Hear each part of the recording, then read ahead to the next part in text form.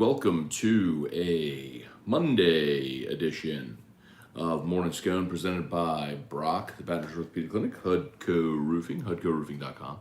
Do business with someone you know. Hudco Roofing, HudcoRoofing.com. LSU has a pitching coach. So, while LSU has not formally announced it, it's being reported by Kendall Rogers and others that LSU has hired Wes Johnson from the Minnesota Twins. I don't know if it is completely and totally altogether unprecedented.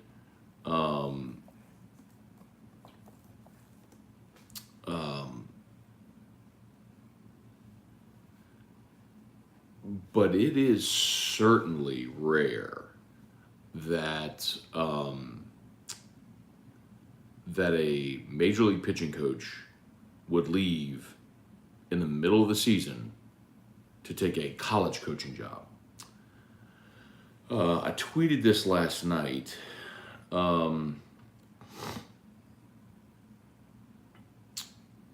Okay, so the Twins have confirmed this, even though LSU hasn't formally. Well, the Twins have confirmed that that Johnson has. Look at the Star Tribune right now. That Johnson has left.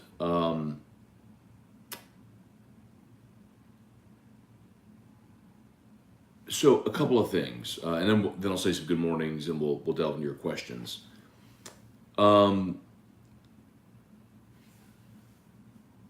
So let's talk about Wes Johnson first and what we know. Wes Johnson is a relatively young guy.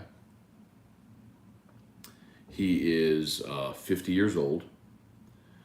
He's an Arkansas native, coached at Arkansas, and has a couple of college baseball stops where he was very, very good. He was on that Arkansas staff that was the runner-up in 2018.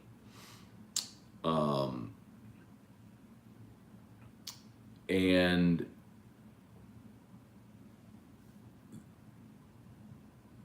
the other thing that, and obviously a great track record there at Arkansas with Dave Van Horn. The other thing some people may say, why? I would tell you there's a couple of reasons why it makes sense, okay? By the way, he was also at Mississippi State, and he came through smaller schools as well, like Central Arkansas, Dallas Baptist, some good programs. So he was at Mississippi State for a couple of years, and then was hired by Arkansas, and then from Arkansas went to the Twins. That is rare, okay, to go from being a college pitching coach straight to a big league pitching coach. But the other part about it with Wes Johnson is he's not just their big league pitching coach. He is also their director of development for their minor league system. So it's his role to help plan to develop all of their minor league pitchers as well. So, the fact that this guy is leaving a major league pitching coaching job in the middle of the season for a first place team where he's not only the pitching coach but the director of pitching development for their minor league organization. He's leaving in the middle of the season to join a college staff. Like, you might see guys leave college to go up. You don't rarely ever see this. And people say, okay, why would he leave? Well, a couple of things. Number one, if he just loves college baseball more, there's a schedule demand, right? When you're in Major League Baseball, you're playing 162, you're traveling for 81 games a year. You spend 100 nights on the road a year. You live out of a suitcase. And that's a quality of life that's different than coaching in college. That's one. And two is money. And this is the part where if I was going to mention one thing that Ole Miss and Mississippi State winning a national championship could potentially be a silver lining for LSU is that the success of your perceived little brother, right? When you're talking about resources, I mean, let's not get it twisted here. Ole Miss and Mississippi State do not have the resources LSU has in any sport, and certainly they do not have the success that LSU has had in baseball, long term and championships and all that stuff. But when you look at LSU, Ole Miss won it this year. Mississippi State won it last year. Arkansas should have won it in 2018 if they could catch a pop-up. Florida won it in 2017. You've seen Vanderbilt win a couple of titles. The deep-pocketed baseball boosters, and there's a couple of them that you should know their names because their names are on the Champions Club at Alex Box Stadium.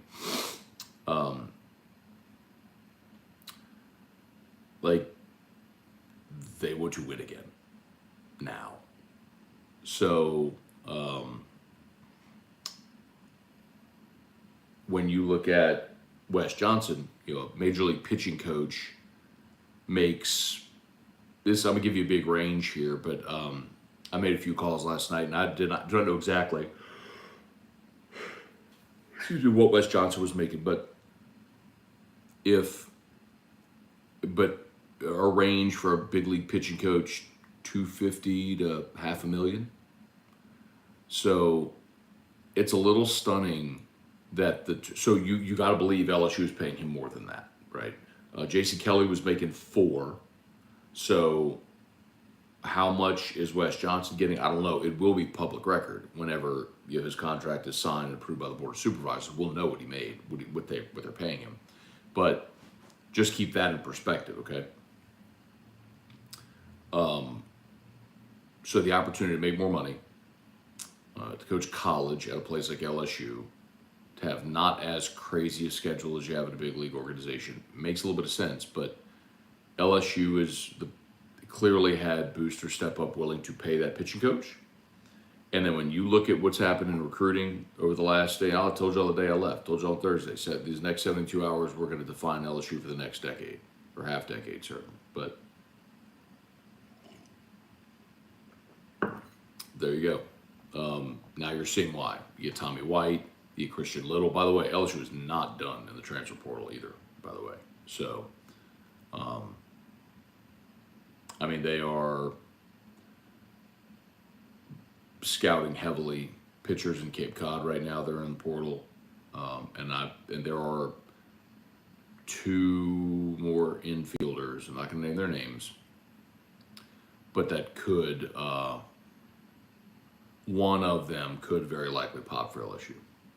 All right, let's say some good mornings. See what y'all got. Shelby Kelly, Tim Cazalat, good morning. Quentin Breakbill, Megan Hurst, good morning. Matt Godwin, hope y'all enjoyed NYC. Not sure if you addressed this, but can Tommy White play any other position besides first base? Or is it first base or DH for him?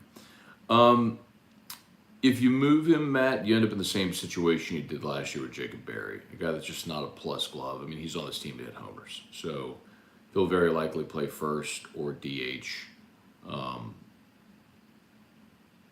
especially when you consider you've now signed Jack Pineda. You'll have Jordan Thompson coming back. You hope, knock on wood, you have Gavin Guidry coming in. And then, you're going to, I just mentioned you may very well have another infielder. And so you're not going to have a spot on the left side of the infield for Tommy White. You need him to just stand on first in club homers or DH in club homers.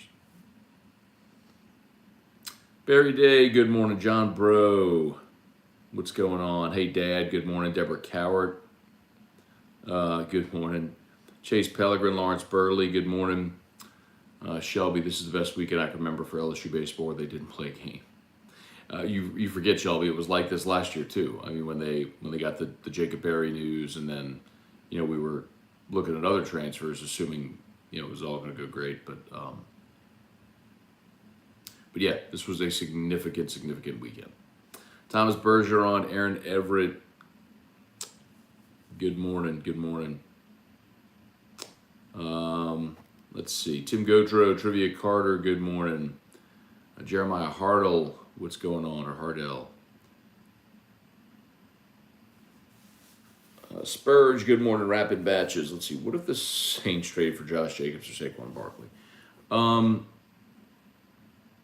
I don't think Josh Jacobs is realistic.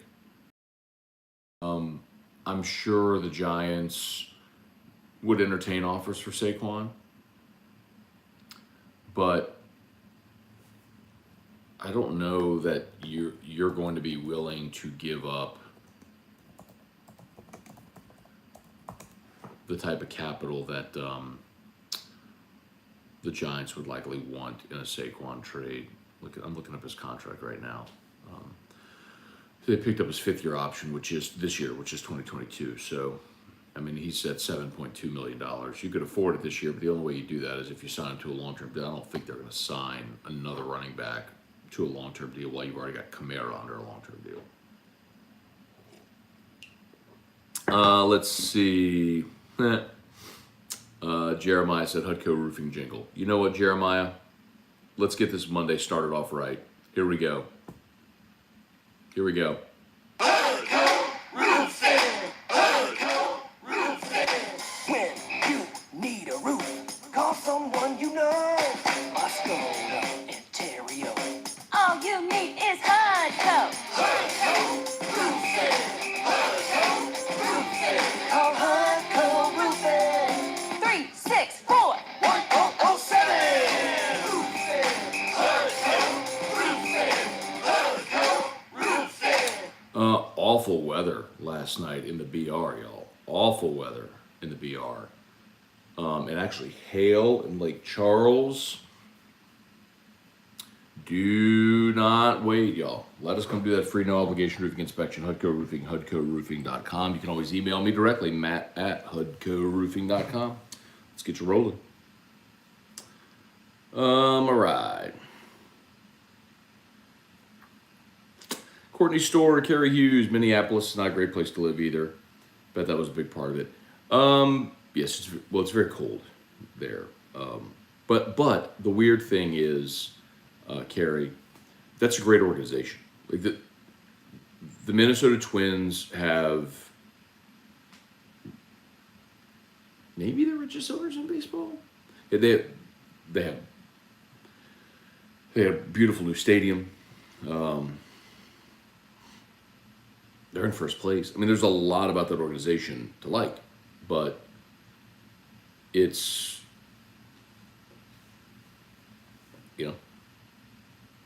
when you give someone more money and a better quality of life, I get it. Cody Anderson, Brian Wynn, Chase Pellegrin. Chase, I've heard some of the numbers as well, but none of it's confirmed. So let's not go there. It's just not worth throwing out figures just because. Does this change the mind of the kids that are maybes for the recruiting class? No. I mean, Shelby, I'm sure you know this, but no. The only thing that matters for the 50-50 kids is where they get drafted and if they get their money. That's what matters. If you're a prospect coming out of high school, you have a number of what you would be willing to accept to sign a pro contract, or otherwise you go to college. It's not about the college pitching coach. It's never going to be about that.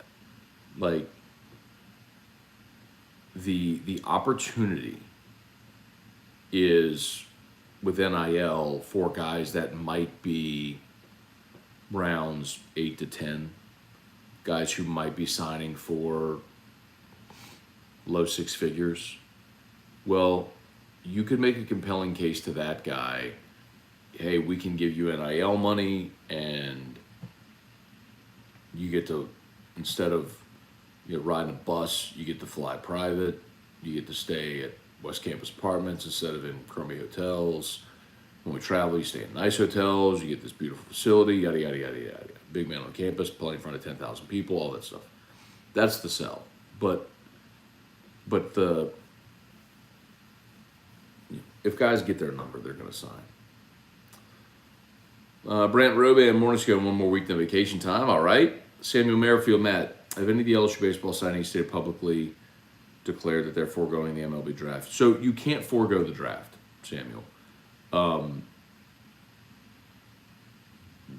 I don't know if this is exactly what you mean, but you can't forego the draft. Like, anybody can be drafted. Major league teams could draft football players if they want. That's happened before.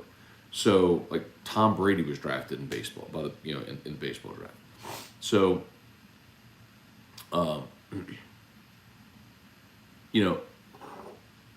prospect could come out and say, I'm going to LSU, but that could also just be posturing as leverage to get more money. So no.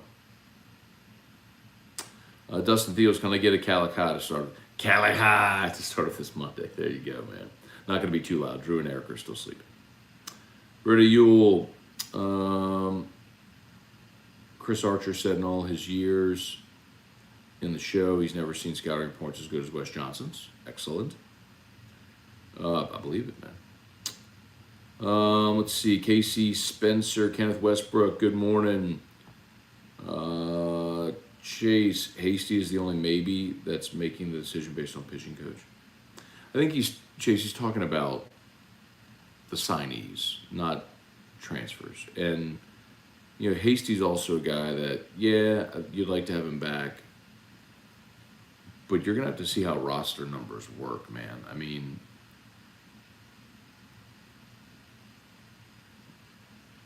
realistically, you may not have a spot. I mean, we'll see, but yes. Is the jingle on iTunes yet? No, it's not, Tim. Brett Dagro, good morning. Jay will have us back in Omaha next season. Can't wait. They will be primed to compete for it. I mean, I'll remind you, the best team in college baseball this year was not in Omaha. The best team in college baseball last year was not in Omaha. So,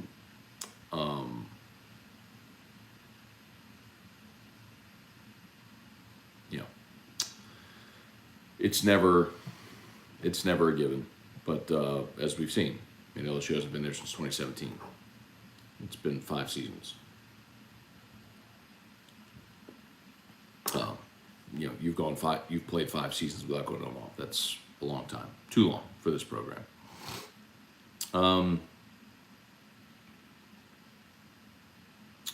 Let's see. Michael B. knocked out my power 3 times last night. Yeah, horrible weather. Oh, God.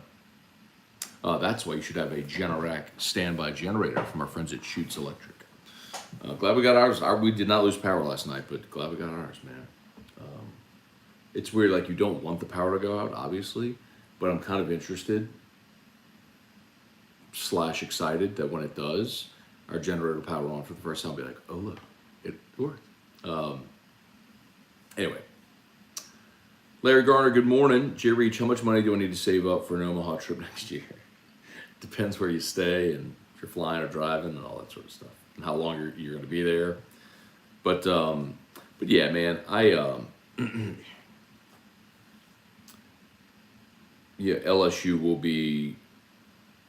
be well positioned to make that run with the returning guys you have. I mean, we're talking so much about the guys incoming. Dylan Cruz, probably the best player in college baseball next year. Probably the first pick in the draft next year. So you got Cruz, you got Morgan coming back. Thompson. I'll tell you something else, man. Y'all can laugh at this because of all the conversations we've had about it over the years.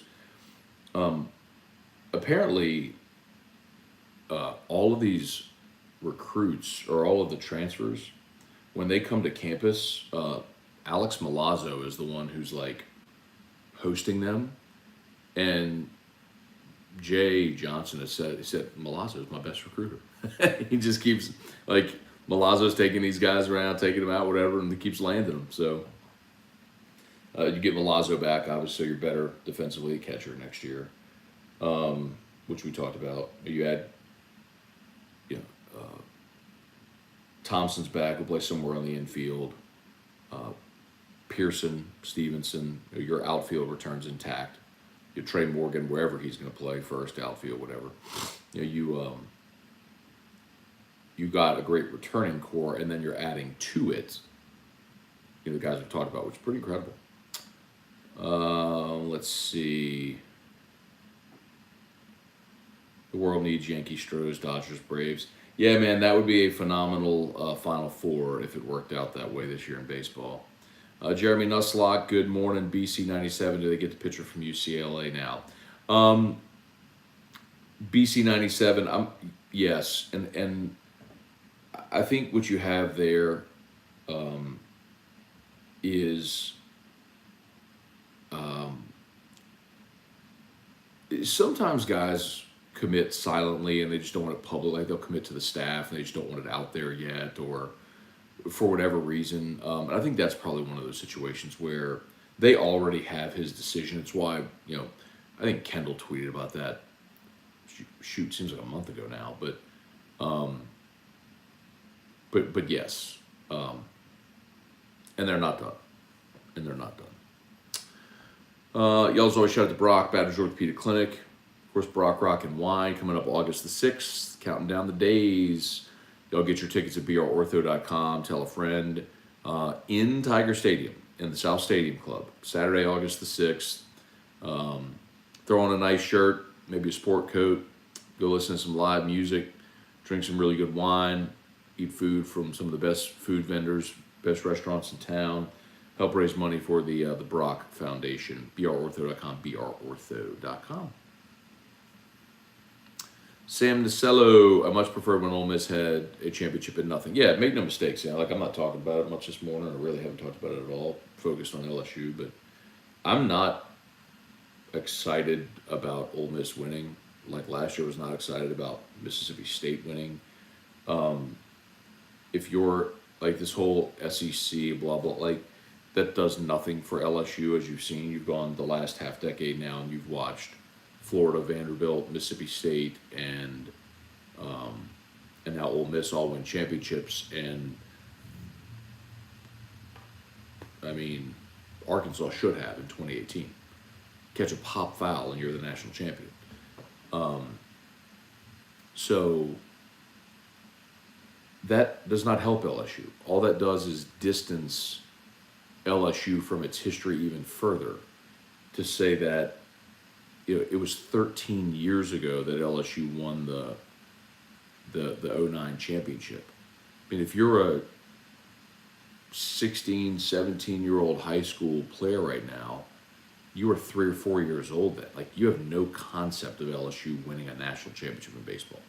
You can go to the box and look at the Intimidator, but those 90s championships have to feel like ancient history. That would have been like when Skip was winning titles in the 90s, thinking about, Rod Dato's teams at USC in the 70s. I mean, that's the comp. So, I mean, look, they were there in 13, they were there in 15, they were there in 17, and the championship series in 17, and never got back over the hump, but, whew.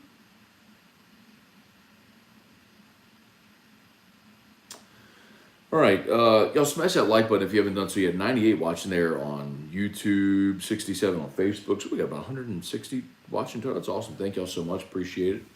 YouTube, smash the like button. And if you have not done so yet, please subscribe up to the Matt Moscona YouTube channel. Facebook, please like the Matt Moscona page and share this post if you would. John Caleb Bell. Let's see, more to Matt. Do you have anyone in mind that may be a potential replacement for Fitzgerald? As a recruiting coordinator, I'm trying to remember if I've heard any names.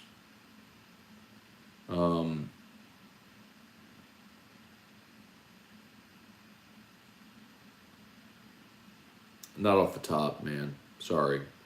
I think I'd asked when Dan first left. Oh, God, he told me.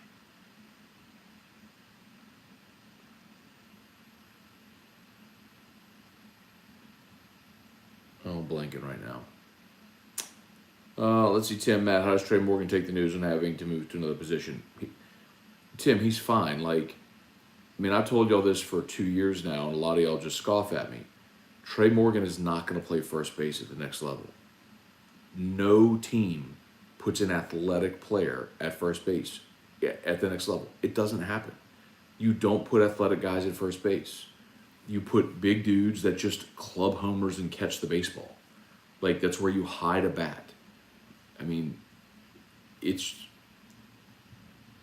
put athletic dudes in the outfield or on the left side of the infield. Well, he can't play on the left side of the infield because he's left-handed. So he's going to play in the outfield. Like, that's what Trey Morgan is going to do at the next level. There's no team that's going to put him at first base. So for Trey Morgan, the opportunity to play in the outfield this year is a good one because it's your draft year. Like, go prove you could play in the outfield and and increase your value to a team. So I think you're looking at it the wrong way. It's not like he'd be bummed that he's not playing first base if they move him. It's, here's your opportunity to go make more money and play the position that you're going to play at the next level. Matt French, I know there was like 15 million people in New York City. Did you and T-Bob run into each other? We did not. And we did go to their hotel. So they were staying at the Bowery, and they have a rooftop bar at the Bowery called Cloud M. Unbeknownst to me, to go into bars in New York City, apparently you need a reservation. It was stunning to me how many people just wouldn't let us in to buy overpriced alcohol. So we leave dinner on Saturday. We walk a few blocks to the Bowery, hop on the elevator, go up to the 20th floor to Cloud M, and walk in, and kind of looking around for a spot at the bar, something like that, and guy walks up. Hi, are you a guest of the hotel? Do you have a reservation with us? I was like, no, just here to drink. No, he said like, I think he said like, are you a guest here? And I think I understood him say like, what are you doing here? I was like, we're here to drink. He goes, well, are you a guest of the hotel or do you have a reservation? I said, no. He goes, oh, I'm sorry, we're completely full tonight. I'm looking around, it's like 10 o'clock at night. I'm looking around going, I mean, well, there's a table and there's a table and like there's all this room. I'm like, what the? And there's an outside space as well. I'm going, you gotta be kidding me. Well, so they ran us, bruh. They ran us. So anyway, I texted T-Bob. I was like, hey, man, they just ran us, because he was going to come up and meet us for a drink. And then he didn't reply right away, so we just went to a different spot. And then he and I guess they went to the restaurant bar in their hotel. So he was like, if y'all are still around, I was like, nah, man, we already left. We weren't walking back. So no, we did not get to connect. Kind of bizarre to be. We were staying just in different parts of the city. We were in Midtown. He was in Lower Manhattan. So he was in Soho. But it's all good. We were close to it. Like, we were literally in the same building and didn't connect. Kenneth Kyle, Matt, what happens if Beloso, Dugas, and Joe Bear return? I know it's a good thing, but someone is odd, man. Yeah. Look, at some of those guys, Kenneth, some of those, well, a couple things. Number one, you learned this year the value of depth, didn't you? We all did. When you lose Beloso at the start of the season, and when Dugas was out with a hand injury, Barry's injuries, we learned the value of depth. So you can only put 9 guys in the lineup on a given day, and everybody knows that. But some of those guys may be excited to come back to have a chance to win a national championship at LSU and play whatever role they would play on this team. So that's a possibility. But what happens, I don't know. You figure it out. Maybe Dugas ends up being your second baseman if you don't get another infielder, but I think they will. Maybe Tommy White plays first and Dugas goes to DH and Morgan goes to left. Maybe. And then Stevenson is the odd man out. If you need a defensive replacement, he's the first guy in. Or, maybe Joe Bear and Dugas are your DHs. Joe Bear is a left-handed DH. Dugas your right-handed DH. I don't know. Don't know. But they'll figure that out. Let's see. Michael B. Matt, we all hate some Florida Gators here, right? How about that hit piece Rashada's NIL lawyer put out yesterday?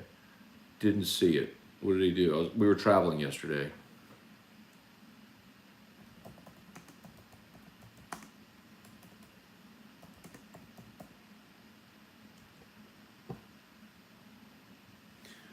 Ooh, $9.5 million NIL deal with Miami booster John Ruiz. Well, that would explain why he ended up at Miami. Hey, you know what? Don't care. Glad he's at Miami instead of Florida. Let's see. On 3 reported, Rashad accepted booster from John Ruiz.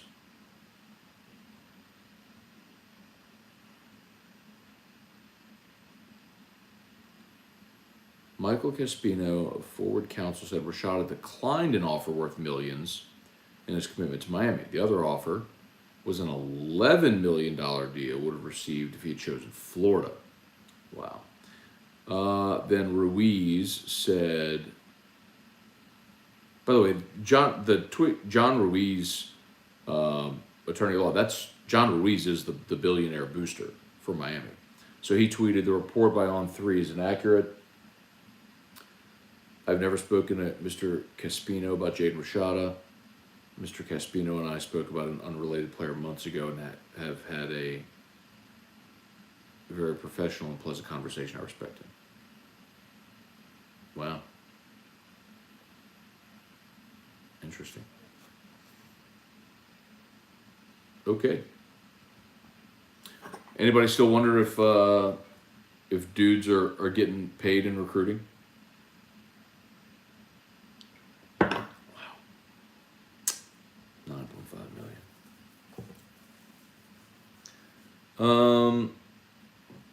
So, but why is that a hit piece, Michael? I don't understand. I don't understand why you're calling that a hit piece. I need to go read it, but anyway. Matt Lusto, happy for Bianco, disappointed it's Ole Miss. Yeah, but see, the thing is, they can't be mutually exclusive. They go hand in hand. In being happy for Bianco, you are happy for Ole Miss's success. And that's not a good thing for LSU. So, no, I'm not happy about that.